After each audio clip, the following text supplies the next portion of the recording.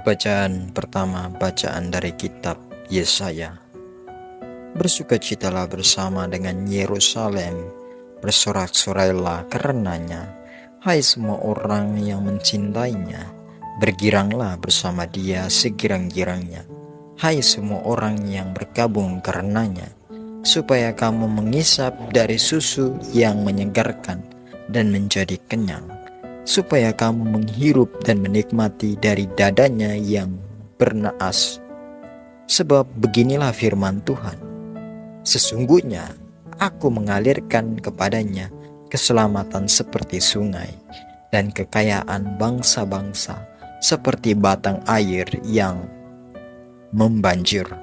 Kamu akan menyusu, akan digendong, akan dibelai-belai di pangkuanku.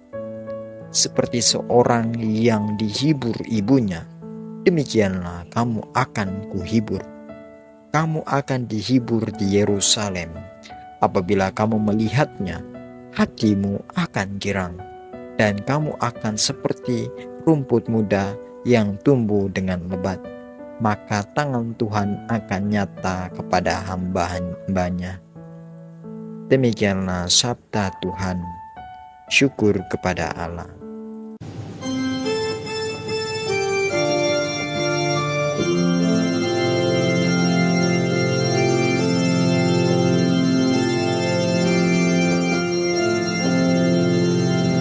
Bersorak-sorailah bagi Tuhan, hai seluruh bumi. Bersorak-sorailah bagi Allah seluruh bumi. Mazmurkanlah kemuliaan namanya, muliakanlah dia dengan puji-pujian. Katakanlah kepada Allah, betapa dahsyat segala pekerjaanmu. Bersorak-sorailah bagi Tuhan, hai seluruh bumi. Seluruh bumi sujud menyembah kepadamu dan bermazmur bagimu. Seluruh bumi memazmurkan namamu. Pergilah dan lihatlah karya-karya Allah. Ia dahsyat dalam perbuatannya terhadap manusia. Bersorak-sorailah bagi Tuhan, hai seluruh bumi. Ia mengubah laut menjadi tanah kering, dan orang berjalan kaki menyeberang sungai. Oleh sebab itu kita bersukacita karena Dia yang memerintah dengan perkasa untuk selama-lamanya. Bersorak-sorailah bagi Tuhan, hai seluruh bumi. Marilah dengarkan, hai kamu sekalian yang takwa pada Allah. Aku hendak menceritakan apa yang dilakukannya terhadapku. Berpujilah Allah yang tidak menolak doaku dan tidak menjauhkan kasih setianya daripadaku. Bersorak-sorailah bagi Tuhan, hai seluruh bumi. Bacaan kedua, Bacaan dari surat Rasul Paulus kepada jemaat di Galatia. Saudara-saudara, aku sekali-sekali tidak mau bermegah selain dalam salib Tuhan kita Yesus Kristus. Sebab olehnya dunia telah disalibkan bagiku dan aku bagi dunia. Sebab bersunat atau tidak bersunat tidak ada artinya, tetapi menjadi ciptaan baru, itulah yang ada artinya. Bagi semua orang yang memberi dirinya dipimpin oleh patokan ini, turunlah kiranya damai sejahtera dan rahmat. Selanjutnya janganlah ada orang yang menyusahkan aku, karena pada tubuhku ada tanda-tanda milik Yesus. Saudara-saudara, kasih karunia Tuhan kita Yesus Kristus menyertai roh kamu. Amin. Demikianlah sabda Tuhan. Syukur kepada Allah.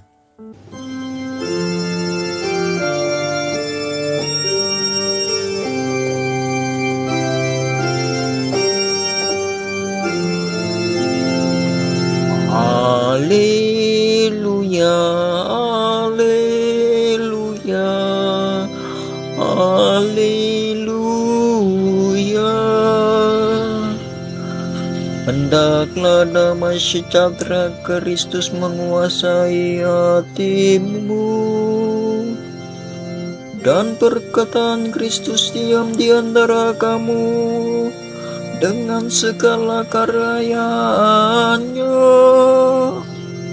Haleluya, haleluya, haleluya, haleluya, haleluya, haleluya.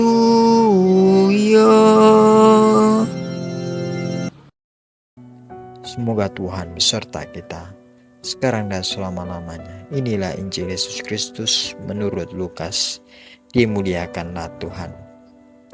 Sekali peristiwa Tuhan menunjuk 70 murid. Lalu ia mengutus mereka berdua-dua mendahuluinya ke setiap kota dan tempat yang hendak dikunjunginya.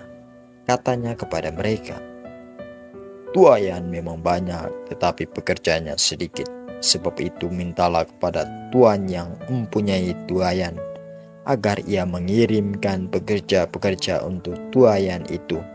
Pergilah, camkanlah, aku mengutus kamu seperti anak domba di tengah-tengah serigala. Janganlah membawa pundi-pundi atau bekal atau kasut, dan janganlah memberi salam kepada siapapun, salam dalam perjalanan. Kalau memasuki suatu rumah, katakanlah lebih dahulu, damai sejahtera bagi rumah ini. Dan jika di situ ada orang yang layak menerima damai sejahtera, maka salammu itu akan tinggal padanya. Tetapi jika tidak, salammu akan kembali kepadamu. Tinggallah dalam rumah itu. Makan dan minumlah apa yang diberikan orang kepadamu. Sebab seorang pekerja patut mendapat upahnya. Janganlah berpindah-pindah rumah. Jika kamu masuk ke dalam sebuah kota dan diterima di situ, makanlah apa yang dihidangkan kepadamu, dan sembuhkanlah orang-orang sakit yang ada di situ, dan katakanlah kepada mereka, kerajaan Allah sudah dekat padamu.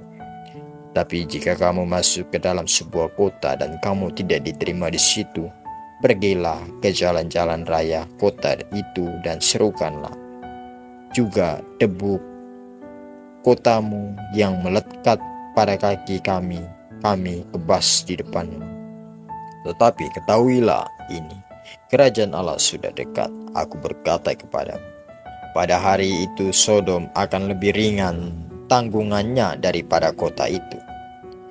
Sesudah menyelesaikan perutusannya, ke-70 murid itu kembali dengan gembira dan berkata, "Tuhan, setan-setan pun takluk kepada kami demi nama-Mu." Lalu kata Yesus kepada mereka, "Aku melihat iblis jatuh seperti kilat dari langit. Sesungguhnya aku telah memberi kamu kuasa untuk menginjak-injak ular dan kalajengking, dan kuasa untuk menahan kekuatan musuh. sehingga tidak ada yang dapat membahayakan kamu. Namun demikian, janganlah bersukacita karena roh-roh itu takluk kepadamu, tetapi bersukacitalah karena namamu terdaftar di surga. Demikianlah Injil Tuhan. Terpujilah Kristus. Saudara-saudari yang terkasih, di mana hari ini Injil mengisahkan Yesus yang mengutus 72 muridnya ke kota-kota dan tempat-tempat yang hendak dikunjunginya. Mereka diutus berdua-dua seperti domba di tengah serigala untuk mewartakan kerajaan Allah sudah dekat. Ketika mereka kembali, mereka bersukacita, "Tuhan, juga setan-setan takluk kepada kami demi namamu." Namun Yesus menegaskan, "Janganlah bersukacita karena roh itu takluk kepadamu, tetapi bersukacitalah karena namamu terdaftar di surga." Apa yang bisa kita renungkan dalam Injil hari ini? Bahwa setiap orang diutus. Maksudnya bahwa seperti para murid, kita juga diutus ke tempat-tempat. Kita masing-masing, rumah, tempat kerja, komunitas, sekolah. Bagaimana kita berusaha untuk menghadirkan kasih, damai, dan kabar sukacita. Tugas itu tidak mudah. Yesus menyebutkan mereka seperti domba di tengah serigala. Artinya menjadi murid Kristus itu tidak selalu aman atau nyaman. Tetapi kita tidak sendiri. Kita berjalan bersama rekan seiman dan didukung oleh kuasa Allah. Sukacita bukanlah dari keberhasilan, tetapi dari relasi dengan Allah. Yesus mengingatkan bahwa sukacita terbesar bukan karena berhasil mengusir setan atau membuat mukjizat, tetapi karena kita dikasihi Allah dan diselamatkan. Refleksi renungan bagi kita, apakah aku menyadari bahwa aku juga diutus Tuhan di dunia ini? Ketika menghadapi tantangan dalam pelayanan atau hidup rohani, apakah aku tetap mengandalkan Tuhan? Apakah yang menjadi sumber sukacitaku, keberhasilan atau relasi dengan Allah? Semoga dengan pertanyaan refleksi ini dan renungan hari ini membantu kita dalam mengimani akan Yesus Kristus. Tuhan Yesus memberkati kita. Amin.